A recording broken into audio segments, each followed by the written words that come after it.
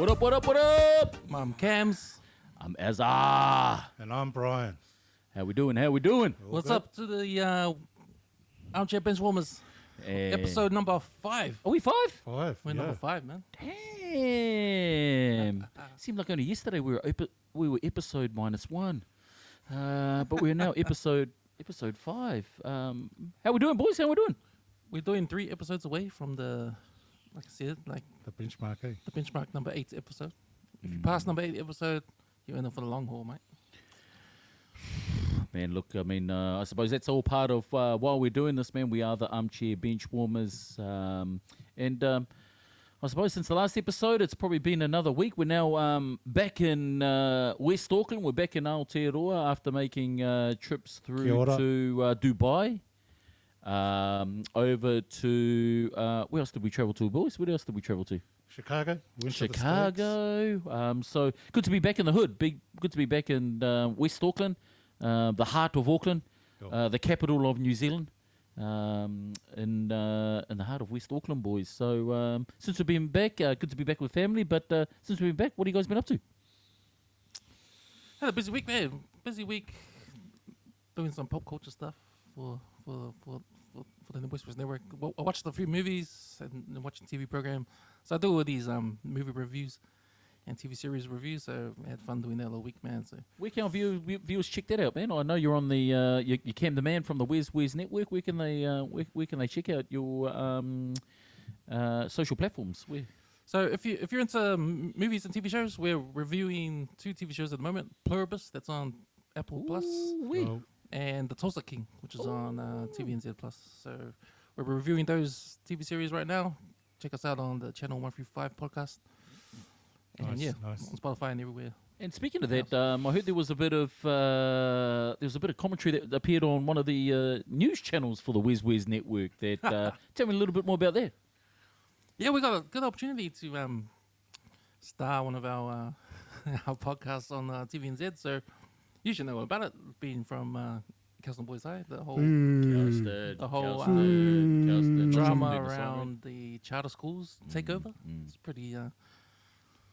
Yeah, it's it came out of the blue there. Like, you know, you're a proud ex Castle Boy, old boy, and yeah, to see it happen to your school, like, I know they're having trouble like academically, but for a charter school to come in and take over like that, for a charter school to come and say, hey, we're gonna take it over, like to change the culture of the school and change the identity of the school, that's got to be concerning for all the old boys, eh? I think so. And with Brian being a proud Calstonian himself, what have you been up to there, Brian, since our last episode? that's right. I went to Calston School for the Deaf. Huh? So, yeah, I'm all right. What? No, I just did some filming of my own. Some lives. I go live on my OnlyFans. Oh, check it Look out. me Check it up. out. Yeah. Only toes. Yeah, magnificent toes of paradise. Like and subscribe. Yeah, just any requests. If you want to see my toes do like juggle and shit, just holler, bro. And I'm liking. Look, I haven't. Look, I think it'd probably the man would have been 1980s, maybe 1970s. I wasn't born I last saw the Blue Blockers. Look, could you please tell our the Armchair experts and all our viewers today where you got your Blue Blockers from, bro? These are Ray-Ban Eagle Eyes. Ooh. Yeah, From Only- Bali? only for the sharp-sighted. Oh, look, yeah, it hasn't been too much since I've been back. I mean, a bit of jet lag since I've been back in Aotearoa, back in West Auckland. It's just been work. Been a challenging week of work, and also had my daughter's tag team, where we played another under-16 team that are competing in the Pacific Cup. Just go. Shout outs to Olive and Albert. Yeah, look, let's just say we've got room to improve, but I believe in my girls, and when we come in the Pacific Championship 5-7 in Dunkirk Park, December 5-7, we'll be absolutely ready. So yeah, it's been a good week, a productive week, but with its challenges. So I suppose, you know, sort of we are the armchair we are the armchair bench warmers. We've got the armchair experts as our viewers. Did we have anything in the comments for the last few episodes? Is there anything there that have been in the comments section there, Brian? Like last week, the computer's down again. We've got some technical difficulties with We need our... we need some sponsorship. I'm using a laptop from fucking the 1980s. Oh, look, if there's anyone out there and there's companies or any of our viewers that are watching, hit us up on all our social platforms. Speaking of sponsorship, thanks to Jay Bravo who came through. Whoa. With some with a donation. Whoever she is, thank you. Jay Bravo, look, big shout out to you for the donation. Did we look? I had a look at. I couldn't count how many zeros were at the end of that donation, but thank you. Look, it'll allow us to probably buy a couple of cans of Coca-Cola and Sprite. So thank you. Not even that. To Jay Bravo. So look, getting into the nitty gritty, gentlemen. All Blacks versus England. It's a topic that we touched on last week, and I'll sort of add my 5 cents into just sort of providing a reminder of who I chose to win that particular game. But look, we all know that the All Blacks went down to a very tough, resilient England rugby team over in Twickenham. Definitely a spectacle to watch and play. I can only imagine playing in that atmosphere. But thoughts on, I suppose, All Blacks' performance, England's performance, and just your thoughts around players and any sort of superstars or guys that probably perhaps may not make it or have been chosen for the Wales game. Yeah, I thought All Blacks were kind of lucky when they entered this tour, this grandstand tour. Like they played Ireland in Chicago, and that looked like Ireland had an off game, right? So they won that game. I thought they were lucky there. They played Scotland, and they needed that last try by Mackenzie to win the game, so they were lucky there. I think England showed those last 2 weeks, those first 2 weeks. They defeated Australia quite convincingly. They defeated Fiji after that. They were supposed to beat Fiji. And then I thought, England's a team where they're probably on par with the All Blacks, or maybe the All Blacks are a bit better than them. I don't know, but they look like England could give the All Blacks a big challenge. And I was right. The All Blacks did the same things they did in the previous games. They got off to a flying start, scored those 2 quick tries in the first half, and then they just went numb. And then England just bounced back. They had those 2 quick drop goals before the halftime to bring the scores up by 1 point. George Ford, and that other thing, man, because George Ford, he's a kicker, right? Like, he's not a flashy number 10, but he's a tactical kicker, right? So, I don't think George Ford in the England team could make any All Black team, right? He's like your sort of like number 10 that doesn't run. I think the last All Black we had with that kind of skills was Grant Fox back in the days. Who's Grant Fox? Who's that? Oh, he's a legend. He's a legend. Legend for Auckland rugby. Legend for the All Blacks. Was he playing when the dinosaurs were around?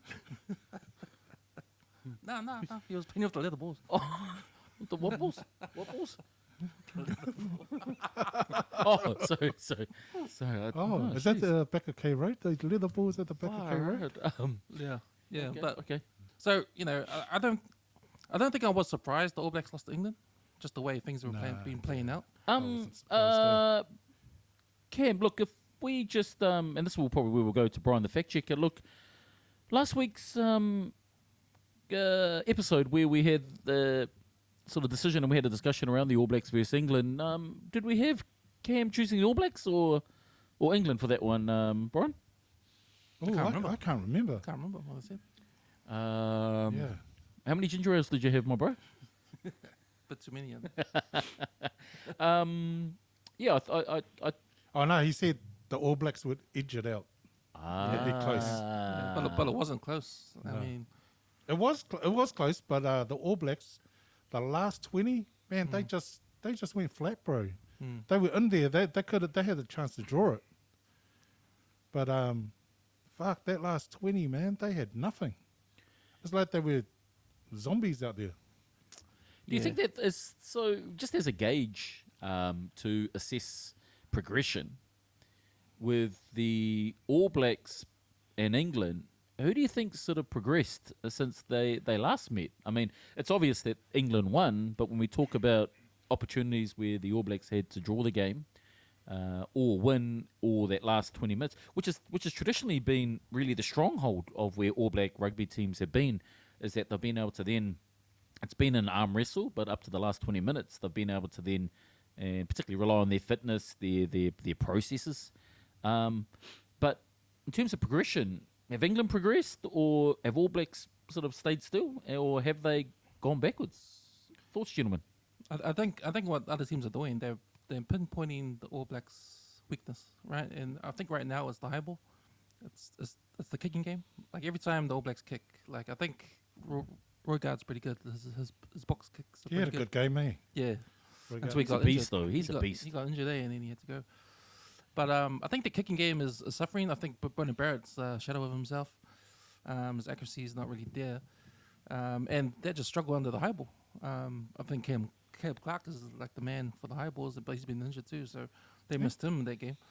But I think teams are just, picking where the All Blacks are weak and just going for that, But when we talk about like rugby fundamentals and basic fundamentals, being able to catch a ball, catch a high ball, don't you think that's kind of just something basic? Other teams do it well.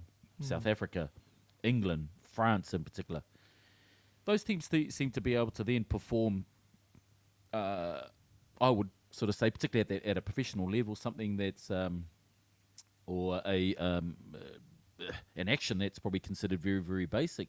Why do the All Blacks have such an issue with it? Because it is becoming a very common discussion now that the high ball, the aerial game is a weakness for the All Blacks. Good point. Yeah, I think bring it back to what I was talking about before, like with a player like George Ford, right, in the England team. He's a kicker, right? Do you think he's not a runner of the ball? Like if you look at the 10s in All Blacks, they've been runners of the ball. If they can kick, then they can kick, but not as great because their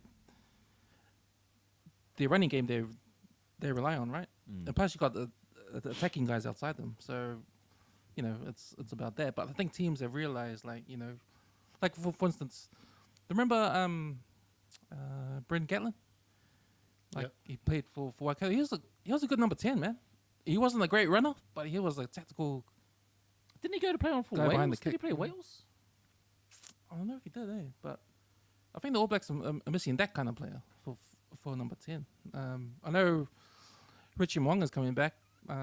So maybe they can be strengthened there next year. But, he's had 3 years over there in Japan. So we'll see how he goes when he comes back. But I think, the All Blacks are lacking the number 10. Yeah, I actually think England plays some really, really boring rugby. It works, and it's 50-50. I called it, bro. I called it. Said it was going to be boring. They do play boring rugby. I mean, the drop kicks. Look, yes, they won, but like it was shit rugby.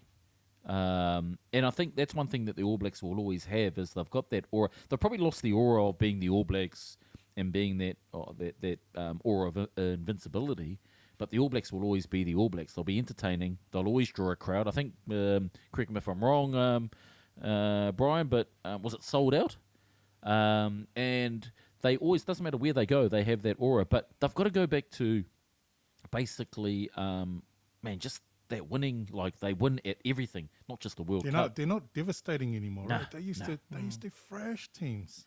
And they used to have that aura going into the game where you'd fear them, and they just don't have that. And I think it's because the All Blacks have just given too much respect to the other team. Where Too they many just Blues players in the fucking All Blacks, bro. That's what it is. They've gone soft. Not enough Blues players, mate. Not enough Blues players Rico's in back, there. eh? Rico's back on the bench, I see. Yes, well, speaking of... Are they that desperate?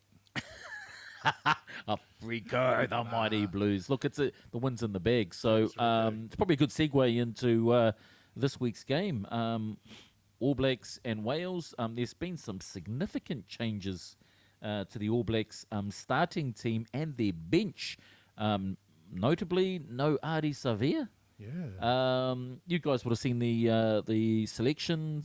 Rico in at centre. He's on the bench, eh? He's on the bench. Antonio Brown's 12. Just for me, I just harp on about the sort of Mickey Mouse decisions that the coaches have, or their plans, and by no means am I experienced in terms of coaching, but just the variation of that just lacks combinations. But gentlemen, thoughts on the selection specifically of the All Blacks players?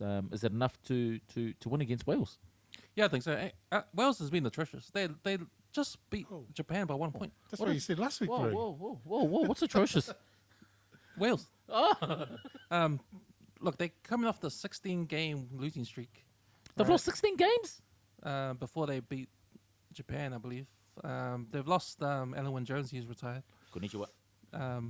But, man, they've been hopeless, man. So, obviously All Blacks need to play the guys they haven't played yet. They're taking them on the plane halfway across the world, and all they've been is... Free holiday. All they've been is guys at Free food, free plane ride, business class. Holding the tackle bags at training.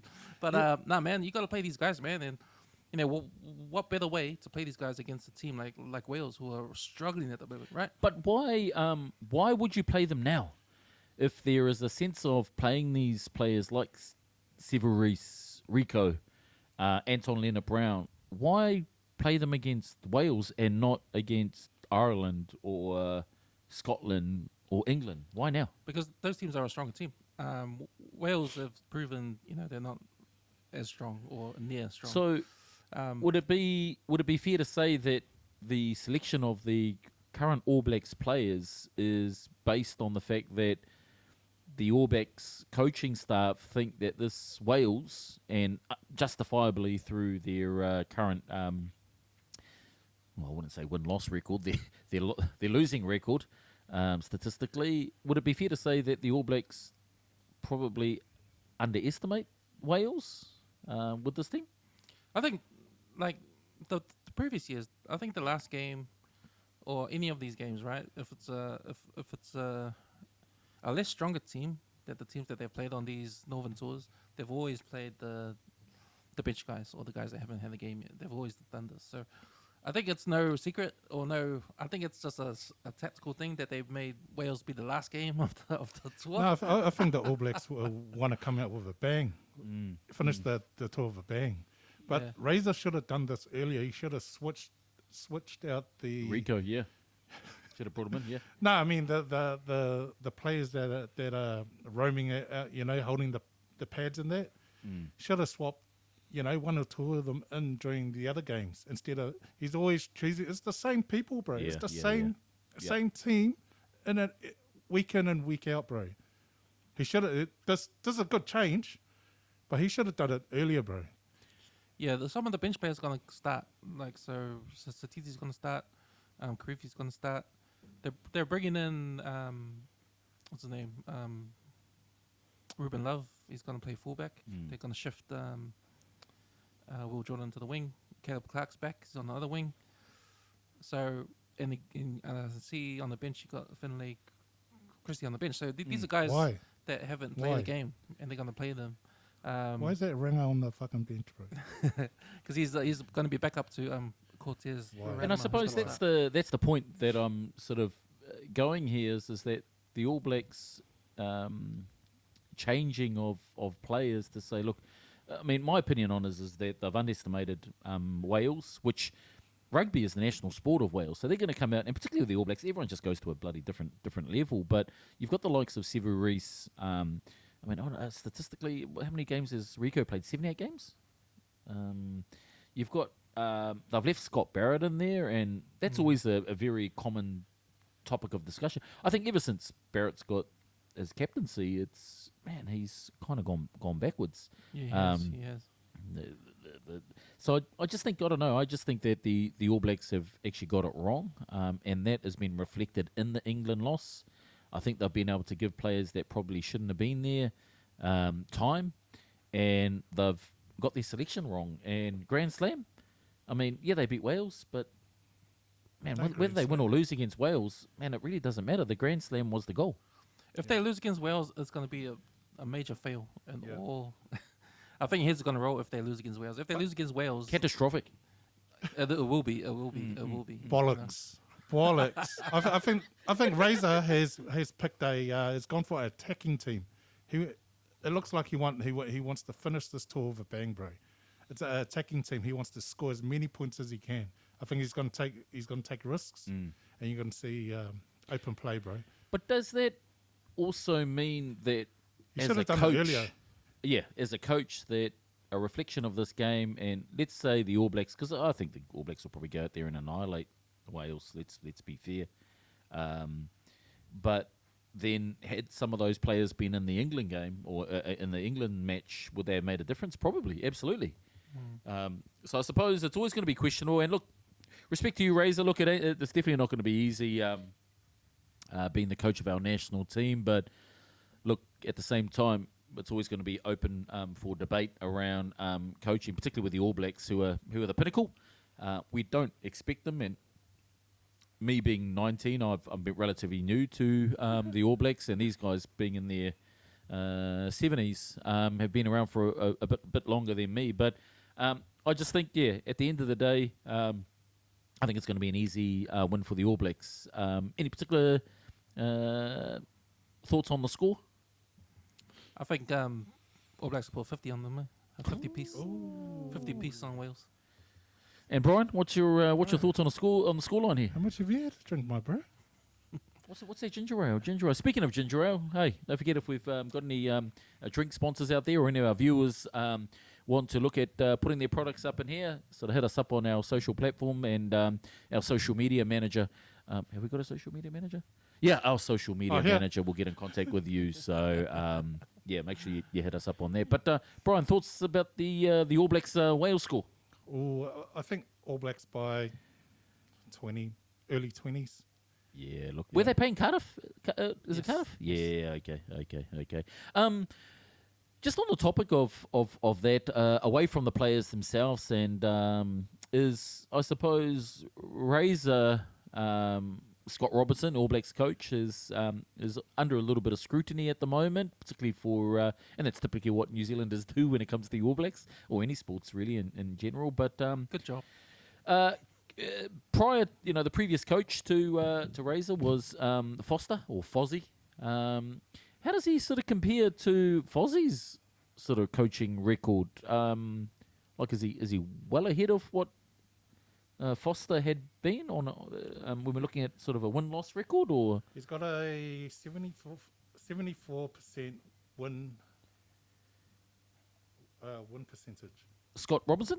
Yeah, Razor. And what did Fozzie have? 70. But the difference is Razor's All Blacks have played 12 top 5 teams, whereas Foster only played 6. Okay. So most of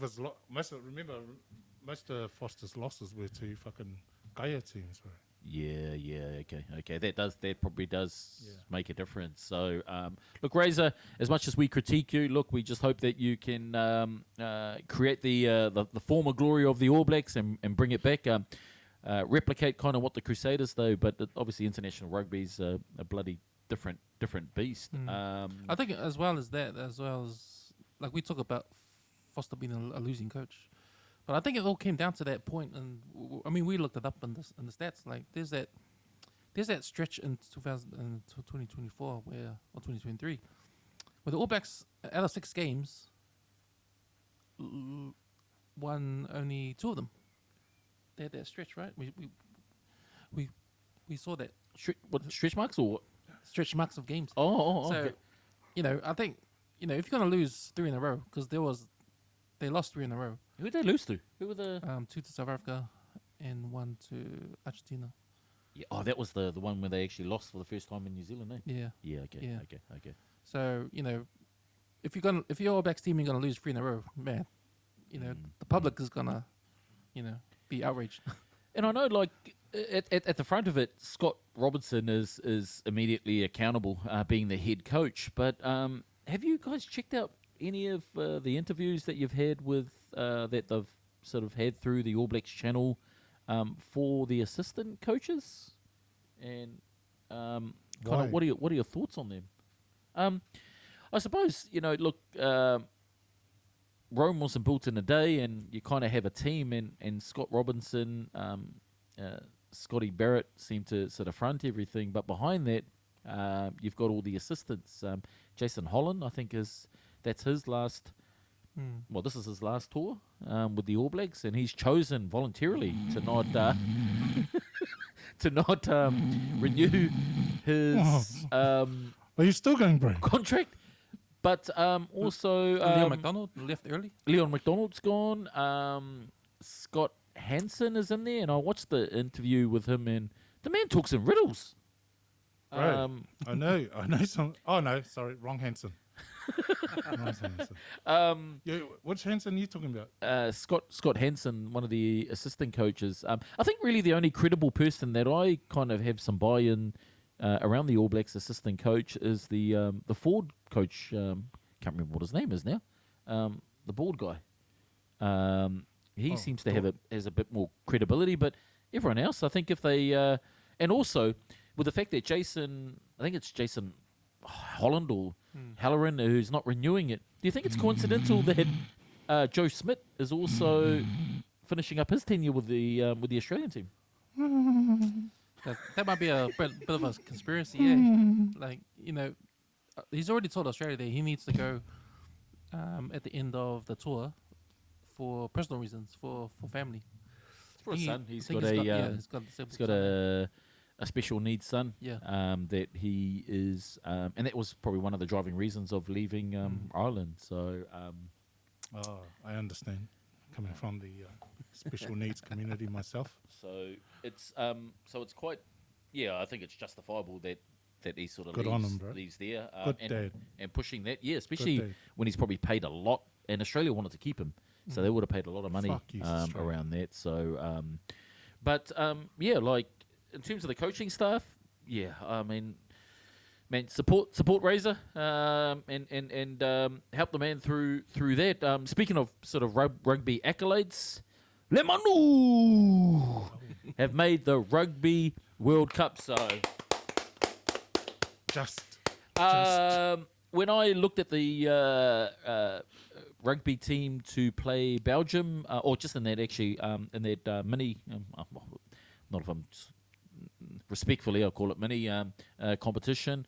I looked at the Manu team, and a lot of the guys that probably a lot of the starter players had actually put their hand up, but they didn't make an easy task of it throughout that competition, particularly drawing with Belgium. Thoughts or specifically on the Manu Samoa team? You know, guys, I wanted them to lose, eh? Oh, whoa. Wanted Samoa to lose. I needed them to lose because it's not good enough, right? The measurement's been under scrutiny. Cam, can I just interrupt you there? I've seen you running down Lincoln Road in your Samoan budgie smugglers. Talk to me, bro. Like, why did you want the team to lose? Well, for a few years now, the management has been under scrutiny. We all know there's corruption there, even if we don't know for a fact. But all the media, John Campbell's been over there, done all that stuff, and it's been in the back of our minds for ages, right? And this is why Manu Samoa's been. It is what it's been, right? The lack of funding, the lack of money, even though they get money from World Rugby, where does that go? All that kind of stuff, right? You know where it goes. I know, but we've had it Every all these Samoan years. knows where it goes, bro. We've had it all these years.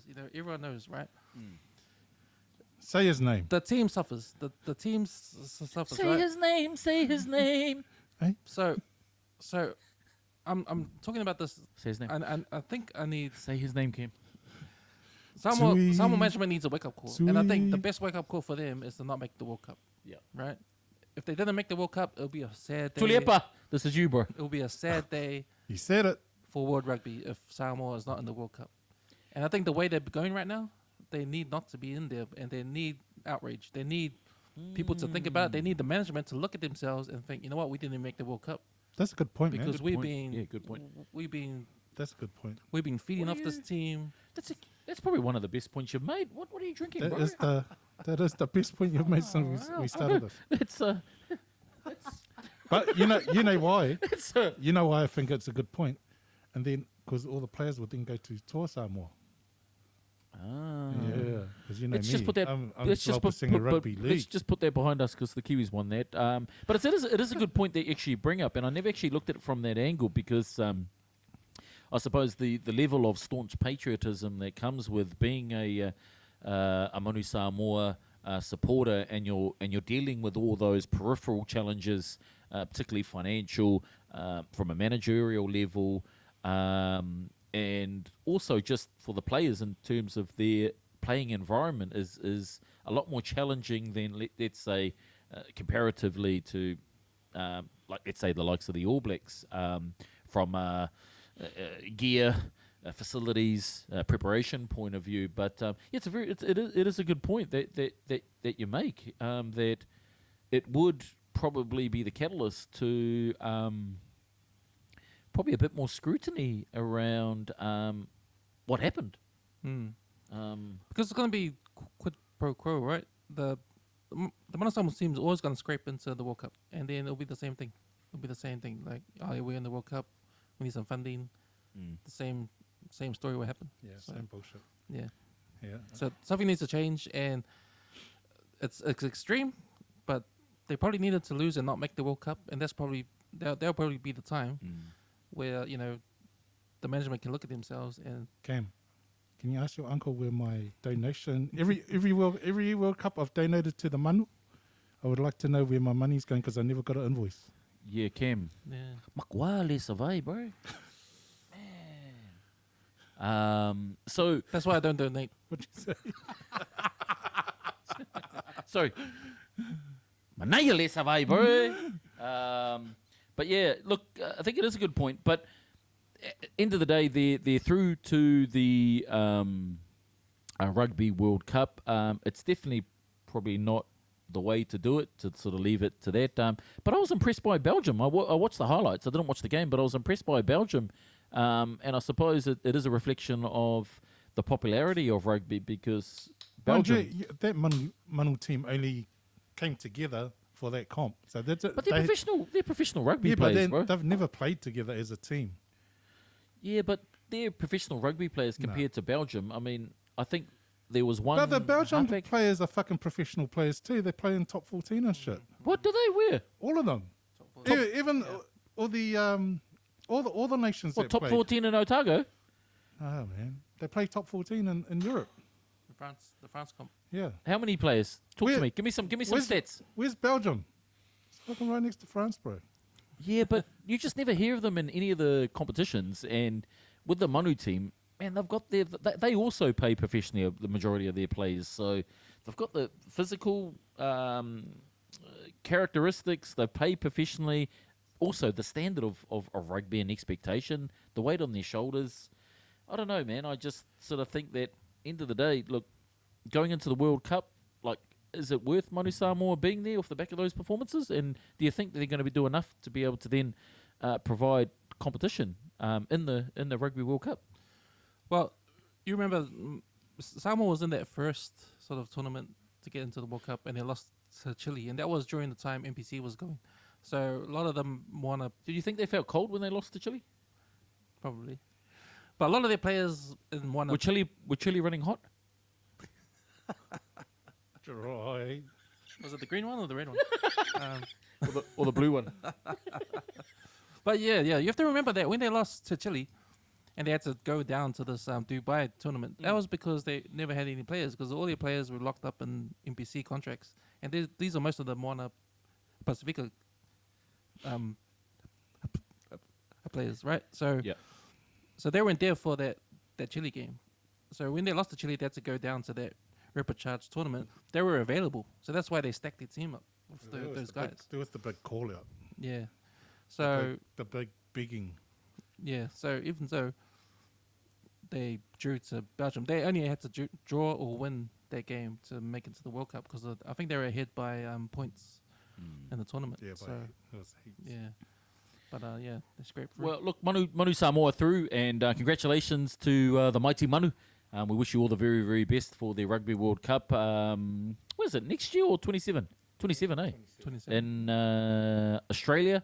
But another Melanesian country that are making waves at the moment is Fiji. Have now been announced as a Tier 1 rugby nation. Yeah, well done. Good or bad for Fijian rugby? Bad, I reckon. Yeah.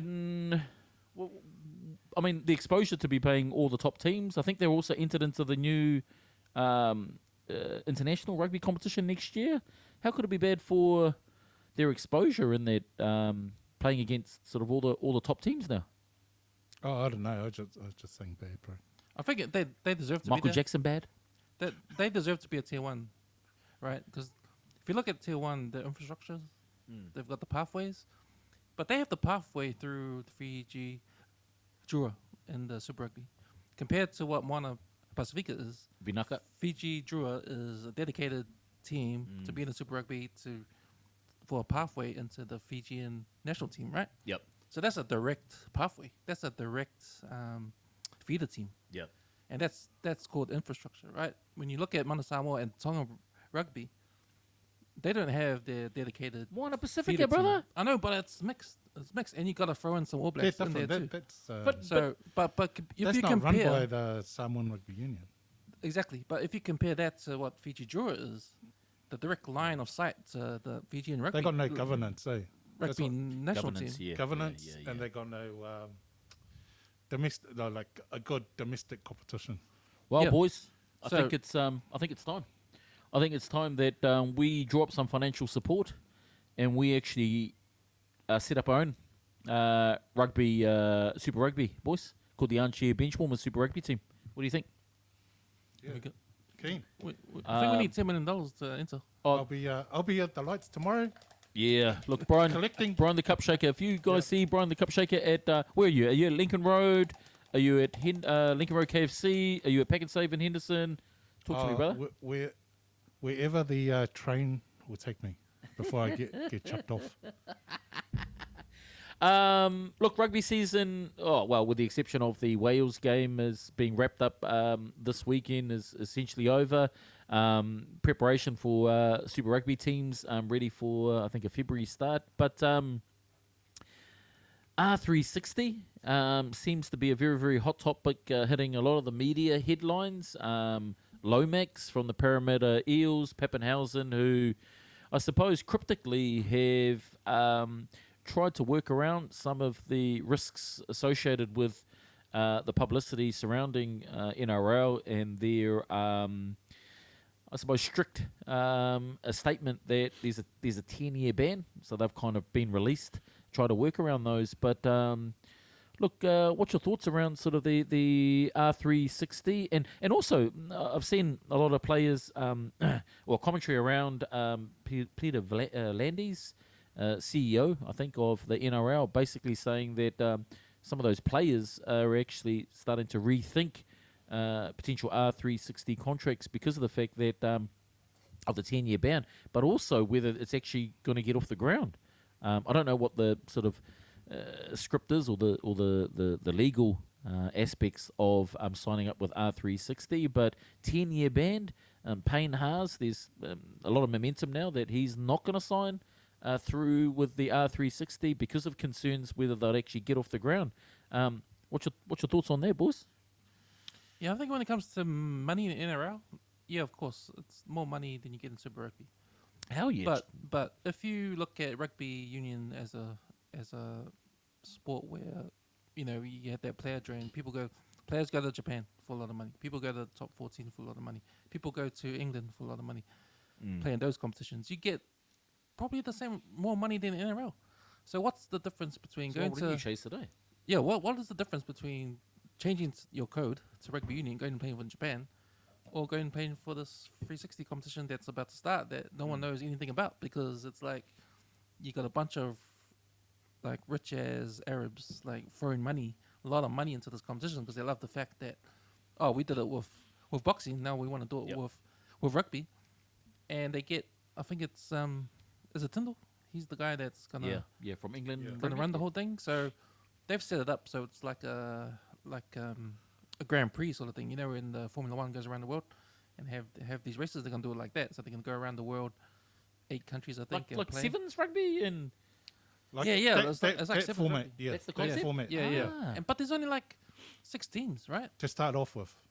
To start off with. Next year. But then it's like, okay, if you're a fan, what do these teams represent?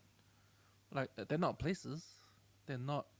So what are these teams? Like, okay, you know, we're Blues fans because we're in Auckland, right? But it's People- not the Auckland Blues anymore. I know, but I'm just saying, like, you identify with your team because it's from your area. You identify it. How do you identify with these teams that go around the world and play? Is it just like the players on the team? It's And- like the Japanese competition. They're not named after places. It's, Well, you got- it's Toyota. yeah, you got Toyota in there, but it's Yeah. in Japan. Yeah. It's not like they're going around the world. So it's another level of how do you be a fan of these teams? You've got to actually know the players to be a fan of these players, to be a fan of the team.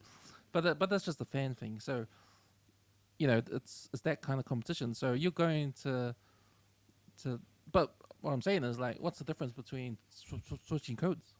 Like, you're going to get more money playing rugby union in Japan in top 14. Good point. Yeah. Not the same amount of money. Look at Joey Manu, who's left in and around to go play rugby union. I think he's in How much is he making? top 14 now, so he's there. So he's making more money than he did How much in is he? NRL. How much is he making? A couple of million? Well, more money in NRL. Yeah. But is he making $3 million a season, US, tax free, It's tax free, eh? and it's a season? Yeah, well, you know, That's Charles Piazza, he was the first $1 million player, $1 million But- a year player. Yeah. But what are the caveats? Like, if anyone's got some intel in terms of the caveats or conditions that are Well, part no of one those knows, contracts, is that No one knows. there seems to be a lot of conversation around the monetary side, the remuneration aspect, but then what are the conditions around that? Because yes, the financial aspects or the figures that are being publicised are definitely impressive, but what happens if the competition doesn't get off the ground? Well, that's the risk. I think that's the risk you take. But it's funny because NRL has come out with, okay, a 10-year ban if you even negotiate with this 360, right? NRL is going to do what they're going to do. They need to do what they're going to do to survive. They need to survive. They got this competition now. Yep. They got to compete with their players. So they've come up with this idea of 10-year ban. Maybe that will scare the players to not go, right? But it hasn't worked. And for how for some of these legally stars. enforceable is that? Because you've already had written contracts. Can those contracts then be amended to then? Well, that's what's happened with Pappenhausen and Lomax. The clubs released them, so they weren't on Yeah. contract. And now that Pappenhausen and Lomax's agent is no longer dealing with R360. So last time I heard, Lomax is looking to go top 14. Yeah. In France. Yeah, rugby union. Uh, It's over the 10-year ban. So, you know, it's like it's like anything. Like, you leave New Zealand to go play overseas, right? You get paid. You get overseas experience. Yeah. You know, you get to go around playing these competitions around these countries. I mean, that's a good experience. That's experience. That's why the reason why Joey Manu went to play rugby union, because he wants to expand his, you know. his What experiences happens and if stuff. you sign for you sign up with R360, but you only sign up for half a contract? Is it then R180? One R180 back to NRL? Yeah. Interesting. Do a R180 back to NRL. Oh, sorry, you got 10-year ban. Yeah, sorry, you can't go back. But then Go you to- come back and say, no, I only signed an R180. Then it's a 5-year ban, I guess. But look, if we were in that position, I think the obvious decision would be to take the money. But then when you're All going day, from rugby league through to rugby, and whilst the sports are probably considered very, very similar, they are technically different. Do you think that's going to then dilute kind of the value of look? Understandably, they're going to have the contracts with R360, so from a remuneration point of view, that's kind of, we're making the assumption that's going to be set in stone. But do you think that switching codes is going to then dilute that? And I raised the question around Benji Marshall going from league through to rugby. That transition is commonly perceived as being quite easy. but it's very, very difficult. Like a scrum, for example, Payne Haas, packing down in a scrum in league is totally different to packing down in a scrum in rugby. Do you think that there's a risk that the value of those players when they want to return back into, and it may not necessarily be into NRL, it might be into Super League, that their value is going to be diluted because of their performances or lack of performances through the R360 competition? I remember when Jared Hayne switched codes and he played for Fiji Sevens, and he was giving away a lot of penalties because he was making all these mistakes. Oh, it is. I mean, like the logistics would are fundamentally different. Like overall, there are some similarities between rugby and rugby league. But let's say, if we adopt the theory that Payne Haas runs it up the guts, he gets tackled in rugby and then gets up to play the ball. Yeah. Like, We hear a lot about these the stars and the R360 trying to pull them in, but who are the other players? for I mean, for this R360 team. I think there'll be a lot. I just think that the Yeah, but who would it be? Would they be superstars like these guys? Yeah. You I reckon? think I just think that there's probably, because the way that I think about it is that when R360 came out, there was conversation on the pay packets that they could offer. And then you've kind of got a product and they need to get some momentum off the back of that. So they start to latch on to a few of the superstar players, Zach Lomax, Payne Haas, Ryan Pappenhausen. And then the NRL's reaction to that, because the risk of that is essentially going to dilute their game. They've then come out with sort of hitting them with some legal technicality or some legal threats. What that's probably then done is to start to nullify a lot of the other players to say, hey, hang on, I don't really want to go public because of the fact that I'm going to run the risk that if I'm caught up in those conversations, then that's going to put some risk around my ability to negotiate all my existing contracts. So I think I personally think that there are going to be a lot of players that have been approached. Well, why wouldn't they? I mean, and when you're trying to sell, let's say a Kmart shoe to Nike, you're going to really want to spend the money, and you've got the ability with Nike to be able to spend that. So I think with these, without understanding sort of financial budgets and what financial capacity these guys have, I think that they'd be out to actually, I think they would have targeted basically 80% of people that have contracts or contact 100% of the managers there to see who's got an expression of interest. Have they for approached you? Are you allowed to say? Have they approached you? Look, I'm on a NDA at the moment. It's a non-disclosure agreement. I have been approached by R180, and but it is for delivering pizzas. So look out for the new Uber on R180. But serious, because what I've heard is that Netball 360 has approached you. Look, me and Cam look alike. But yes, look, and it was a photo email that you received. So Cam, look, talk to us about the R360 Netball, please, brother. Give us your wisdom. Is there a such thing? I was going to say, you make some good points because, we all know it's backed by millions of dollars. Billions. But Billions. millions and billions of dollars. But how is it going to be sustained? Because you got 6 teams that are going to appear out of the blue with no fan base at the get go. Like, when it comes to like teams, like you got merchandise, you got fan base, you got fans spending money on it, you got like if you take any NBA team in America or any NFL team, like you look at the fan base they have, you look at the structure they have around the owners, the business model, the stadiums, the stadium takes, even the merchandise, like it's huge. Merchandise is huge over in the States, right? So they got the $1 billion infrastructure already coming through the fans. This 360, it comes from whoever the backers are. So they're going to fund these teams straight off the bat without any fan base at all to start with. What if they are the backpackers? Well, they could be. I suppose this is probably where, and again, there's an assumption on concept here, but if you've got the financial means to be able to then pay that, because NRL is a beast. You know, it's a beast on what we know on this side of the world. Yeah. And financially, they have merchandise, they have sponsorship, incredible sponsorship. You know, you're seeing car companies, you're seeing clothing companies.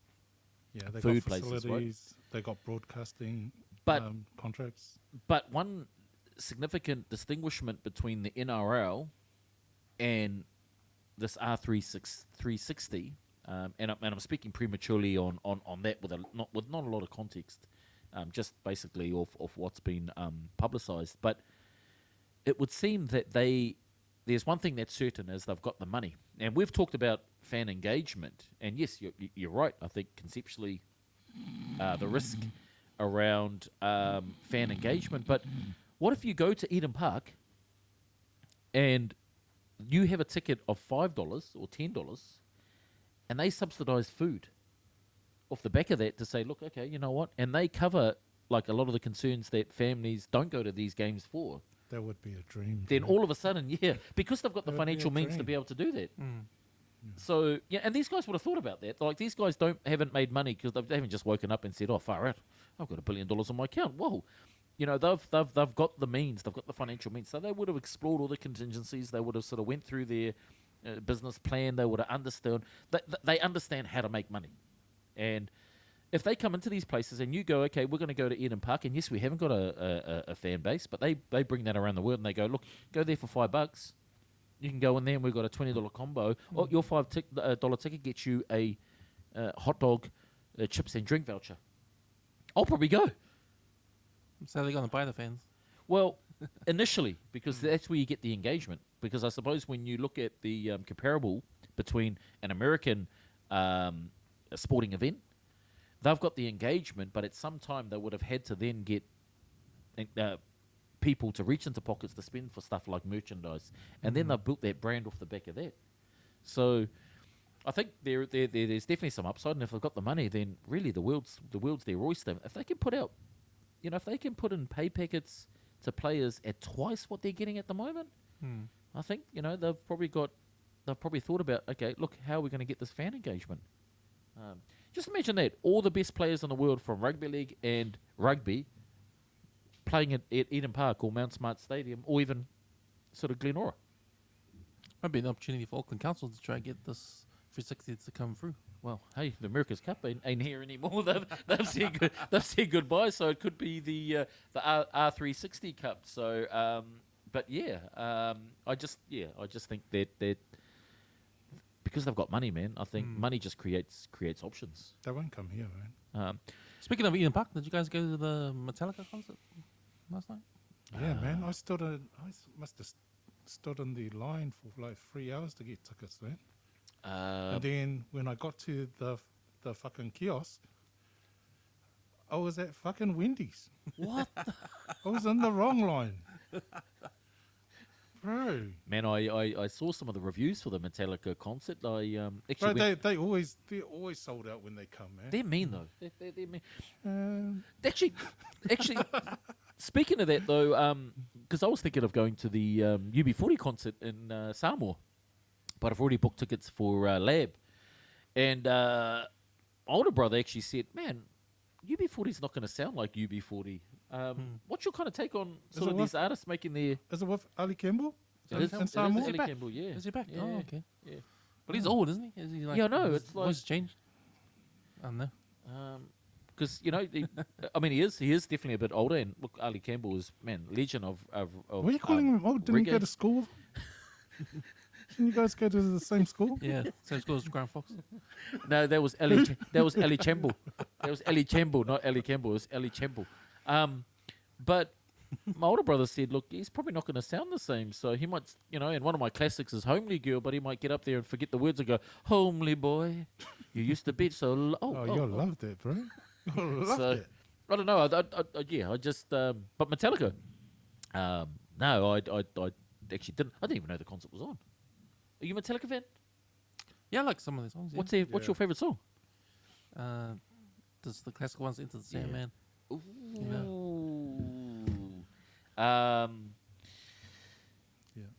Yeah. speaking of Metallica and music fans, one thing that's probably potentially hit the pride of a lot of people is the Breakers' stance around Good on not them, bro. wearing the pride jumper. Good on them. And it seems to be a very installed collective because we've seen divisions of that across teams, particularly over the last sort of 3 to 5 years, that individuals have sort of, there's been separation in teams. But, man, Breakers have made a decision and Good on sort them. of one decides, they all decide. And they've decided not to wear the pride jumpers during that particular game. So, thoughts, gentlemen? Is it, why do they have to? Do any of them belong to that community? Any of the players? Yeah, good point. I suppose those are probably It's some not of like kind of the, you know, when they considerations, have an Indigenous round. Obviously, the teams in the NRL, each team's got Indigenous players. Yes. I mean, Do the Breakers have members in the community that they've been asked to represent on that week? True. Yeah. And yeah. if they have got no connection, then good on them. To go, no, we got no connection to them. What should we? I think the same thing happened a few years ago in NRL with the Manly Seagulls. So some of the players, Josh Holloway, man, he was the leader. yeah, some of the island players didn't want to wear it, eh? Or, Yeah, good on them, man. yeah, didn't believe in it, so they didn't wear it and caused division, like you were saying. And it sort of like ruined our rest of our season after that. Yes, because you are a Manly fan. That's right, eh?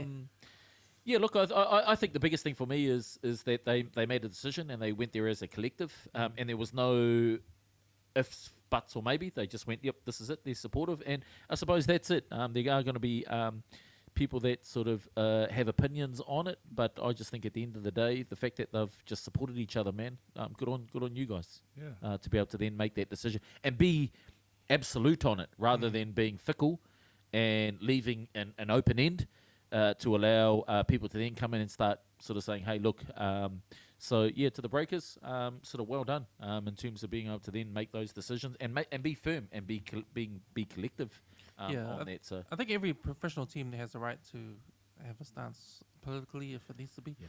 I remember a while ago, the LA Clippers, they had a racist owner. And he said he Caught said on some, tape, eh? He got he caught got on caught tape. on tape saying some racist stuff. And his missus was black. Whoa. Yeah, and his Latino. She was Oh, Latino. Latino. But he was saying, "Oh, I don't want you hanging around with your black friends. Don't bring your black friends around here." So he got caught saying that. And then the players, they protested and didn't show up to the game.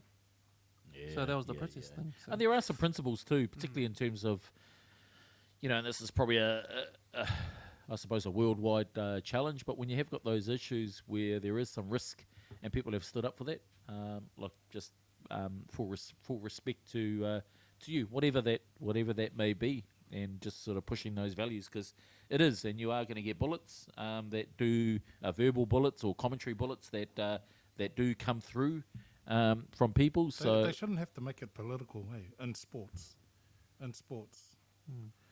I suppose that's the element. They shouldn't make have to make a political statement. Well, that's the management, eh? The management are the ones that, oh, I have an idea for this week. Let's do this. Now, Yeah. I mean, I suppose that's I mean, would we get pissed off on Samoan language week the Breakers didn't wear or say anything in Samoan? Nah, we don't care. And that community, they're only like what 5% of the population, New Zealand population. yeah, it's one of those ones that like, we didn't ask for it. No, No one asked for it. yeah. So bro. it's just It seems to be a sentiment that's Play on. probably in discussion, but I suppose those conversations can be held, I suppose, with those groups, I suppose, and the same thing, you know, particularly in terms of... I actually thought you would be upset as being part of the community, my bro. Huh? Or my sis. my, what do you call you? They, them? If what? I am happily married to my lovely Husband. wife. But look, respect out to either side that you're back for, I suppose, being a sporting show. But yes, I'm happily married to my beautiful wife of I think it's 17 years.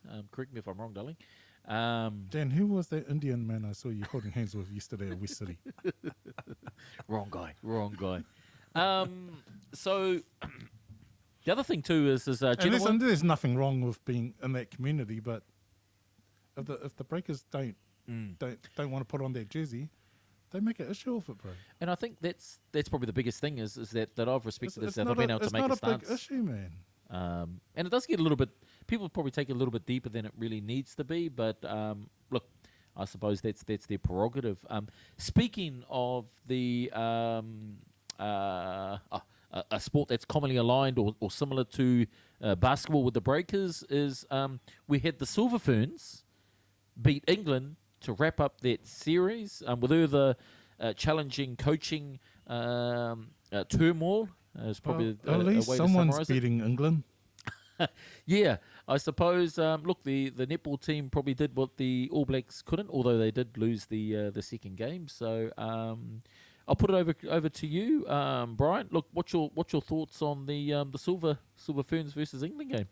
If they were the Gold Ferns, I would watch them. But because they're the Silver Ferns, I flick the channel and watch Married with Children. That was a good program, actually. Oh, Married with Children, far out. What's up, Ted Bundy? What's his name? Ted Bundy. Oh, was it Married with Children? No, Ted Al Bundy. Al Bundy. Oh, Al fire, Ted Bundy's isn't he the What are you watching? mass killer or something? Far out. I'm actually watching. Probably made the wrong comment on the wrong thing. So on that, Cam, I know you're a very very sort of motivated American sports fan. A lot of stuff that you probably do through the Wes Network channel, and it's always a privilege to have you on the Armchair Benchwarmers show. Look, American sports. Any sort of thoughts around where that is? I see Houston Rockets with Steven Adams. Man, they seem to be doing all right, but sort of just any sort of updates on American sports. Yeah, so NBA. I've been following the NBA. Not too much, but just enough to see what's going on. So, you mentioned the Houston Rockets. They got Steven Adams there, Kevin Durant's there. They're coming third at the moment, and in the West, they got a record of 10-3. Up the Rockets. The usual suspects up top there in the West. You got OKC Thunder, SGA he's killing it. He's like the man. They're the defending champs. yeah. Defending champs. Who's he, bro? Oh, you know. Mate. SG Thunder. Oh, it is SG Shai- Thunder. Respect to you, SG Thunder. Shai Gilgeous-Alexander, and then you got the Denver Nuggets with the Joker. So they're at number 2. So they're always on top. Dangerous. If you're a LeBron fan, LA Lakers. Yes. They Yep. got Yes. Luka Doncic is there now. Luka. Is he having there now? his whole Wow. full season with them now with the Lakers. His first full year. He got traded last year, halfway through. They're coming 4th. He went from the Mavericks, eh? Came from the Mavs. Yep. Mavs are 13th, third to the bottom. That's my team, man. The Lakers, they got number 5. You got Spurs. You got Wembanyama. Yep. Robertson still there? The 7'11" foot guy. David Robertson still there? Nah, he's retired.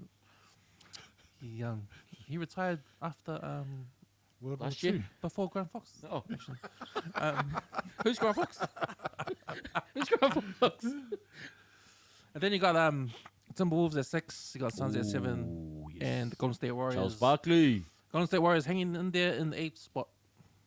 Damn. What about on the East? On the East, you got the Detroit Pistons at the top. Detroit Pistons, 13-2 record at the moment. They got Isaiah their Thomas. third-year guy, Cade Cunningham, he was awesome in college. He had I think The man. he's Didn't he the have man. a stint in the NBL? No, No. What's his name? No. What's his surname? Ron Cunningham. Cunningham. Oh, was he on Happy Cade- Days? Cade Cunningham. Was he Happy Days with the Fonz? Ronald. What was his name? Ronnie. Cunningham. No, Ron Howard. Oh, what's his name? Cunningham. Hey. Who's that? They used to call me the Fonz back in the days, actually. Yeah. Did they? Yeah. Hey. So in the East, you got Detroit Pistons top. You Yep. got Toronto Raptors second. You got New York Knicks third. Cavaliers 4th. Miami Heat 5th. 76ers 6th. Got the Chicago Bulls 7th. Jordan still playing? No, he's gone. And then you got the Hawks at 8. So, yeah, man. And today, NFL, so, man, the team I love, man, is the Buffalo Bills. Bills. They actually lost. They actually lost today. Pay my bills, pay my bills. They actually lost today to They what? to the Texans 23-19 close game, but couldn't do it. Yeah, so that's update in American sports. Well, thanks for the American sports. Look, we're going to travel through to Balinese sports for Brian. Sort of give us an update on the local Balinese sports, my bro. Old Dan Hooker, he's got a 32-man competition happening before Christmas here in Auckland. It's for A rumble? for dads. Oh, Yeah, far out. you can't have a fight in the ring. So it's strictly AMAs. So you're allowed, how many fights on Queen Street are you allowed? I don't know. I think it's at the domain. I actually saw some of the the enrollment of that which was crazy. Yeah. Damn. 50K. Winner takes all. Damn. Dan Hooker. Man, I remember him when I was on the doors, bro. He was all a valley. Too much hanging with Islanders, that fella. Bro, probably because he had hands too, so he could get at it. So, look, any dads, jump on to, who is that, Dan Hooker's page? Yeah. I don't know if you can still enroll, Hey, but I would have enrolled, but I won't be here. But give it a go, and look, the 50 grand if you get in there might cover your missing teeth after that. So It's Richie Cunningham. Richie Cunningham. Richie. Man, you guys are fucking old, bro. See, this is why the man if you need to check out the Wes Network with film reviews, and you want to know the ins and outs, the ups and downs, you need to check out the Wes Network film reviews. Is it? Channel 135. Do you guys do R18 reviews? Yep. R18 Yeah, we can movies? do R18. Oh, far right. Okay. Do you do them with clothes on, or what do you do, bro? Oh, man, that'd be good collab because you still do Naked MMA, don't you? Anyway, moving on to the. Oh, you see, Usyk vacated the title. Oh, Bro, and Wardley, he got it. If Joseph Parker had just waited, he would. Man, Joseph, leave the bags for the weekend after the fight, man. Look, Leave the baggies, bro, for after, Jay- not before the fight. Look, JP, massive respect out to you, and it just seems all coincidental that one Usyk has vacated the bout. You've got this cocaine conspiracy, texting. bro. It just seems to be that there seems to be some diversion. I personally think that there's diversion. I saw JP talk about the fact that, look, a New Zealand boxer doesn't really have the remuneration or entertainment aspect as opposed to a English or USA fighter. Man, Usyk, man, you are kaya, bro. Woodley, far out, and the ref for the stoppage, far out, man. So, JP, I just hope you get back on there. But yeah, look, boxing has always been known as a very What about the suspect drug sport. test? Yeah, look, What's your the question, views? the question always comes. Well, the obvious question for me is, how did it get into your system? That's the first question. So, and look, I don't know what the medical technicalities sit behind cocaine or how it gets in there, or whether it can be some other 24 form hours. of injection, I've heard medicinal injection. I've heard that it stays in your system for 24 hours. But also, you should wait till after the fight and then grab the baggies. Yeah, I just, with everything on the line, I just don't think he would risk it. I don't think he'd risk that. hard. I just Hard. don't think the guy. You've seen how genuine he is in his videos and YouTube, but he's been consistently that. And if you know people, when they're consistently that person, and it doesn't matter what environment they're in, they're just the same people. And it can be taken out of context. And he had But so much on the line too. yeah, I just don't think. I don't see him doing that, eh? So I personally think that, look, probably there's been a test. Well, they typically, what are they, urine tests? Someone's jumped in there and went, hey, we'll swap that with Woodley's one. And, look, all of a sudden it's found its way into JP's name, but it's Woodley's, or Usyk, the bloody poof. Yeah, JP, look, man, much support to you, bro. I don't think there's anything there, and there's a second test, and I'm sure that will clear things out. So that's my thoughts on it. And if you have taken something by mistake, next time, if you get some gear, come and see me, and we'll go test it together. That way, we can make sure that it's legit and not anything illegal. I can get rid of it if it is illegal. And I know someone. And that's why Brian is wearing a balloon as a headmaster today, because of those Ollie, things. this is powder. Look, here's my thoughts, right? So Talk to me, Cam. if he does cocaine, right, Yep. it's not a performance enhancing drug, right? Yes. It's a recreational drug. It's like alcohol, weed, cocaine. You know, cocaine's like illegal, but you know people do it, right? People do it. A lot of people do it. If that's your pastime, then hey, fuck it. It's nothing to do with enhancing your performance in the ring, right? So, you know, roll with the punches. But it's odd because when you look at when you read into it, the test comes out adverse. It's adverse, right? An adverse test. When you look at where the cocaine thing came from, it came from a tabloid in the UK, The Sun. They reported cocaine, and they were the only tabloid that did that, right? So that just spread it around, and it's cocaine. So it wasn't really the fact of it was the cocaine; it was just the adverse result. So it was something. It's something that's not supposed to be there. So Yeah, I think it's crap. I think it's just one of the media spins that they have, unfortunately, through mainstream media. There's been a twist to it. It's made him look bad off the back of this, and really just trying to dilute his opportunity to sort of come back into to contest, particularly because I'd suspect would have been a rematch clause in the Woodley fight, and this may have thrown that out because he's just too much risk. I don't think there was. There's too much risk to him coming back and fighting. Yeah. He's that level of a beast. And he got it wrong. I think he carried too much weight and he went for the power and got it wrong. But he would have learned. He did look like he had been on the coke, though. Yeah.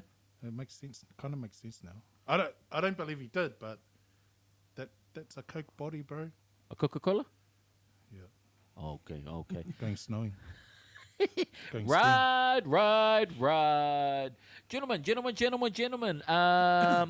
We come up to the sort of rounding up the end of our show. So we always start finishing that up with your superstars and Super Nars of the week. I'll start with you, Brian. Who's your superstars of the week, and who are your Super Nars for the week? Oh, my Super Nars goes way back to last week's episode.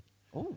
When we forgot to put the memory card in the fucking audio interface. Remember? Fuck. But was it Super Na and Superstars and Super Nars. And the superstar? Me, because I pulled it out of the fucking camera footage. Who looks after our technology, by the way? Oh, my bloody 2-year-old son upstairs.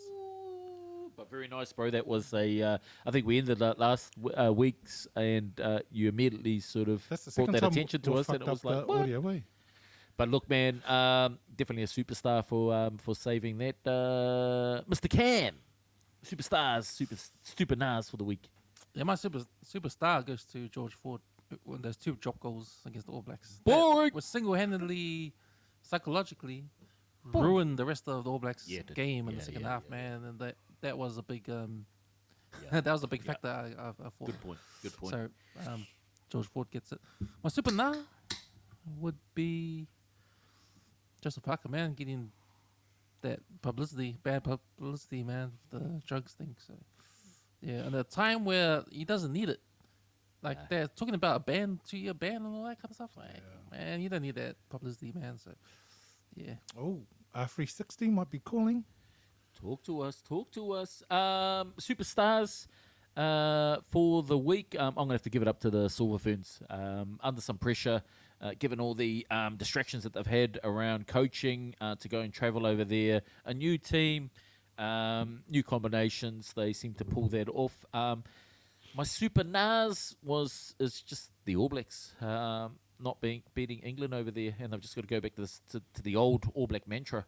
is that destroy every single team, and they're not living up to that. So whilst I didn't watch it, it's always a little bit disappointing when you see the All Blacks lose, because that's kind of our national sport. So speaking also of sports, because we are the Armchair Bench Warmers, is December 5 to 7 is the Pacific Junior Tag at Dunkirk Park in Panmure.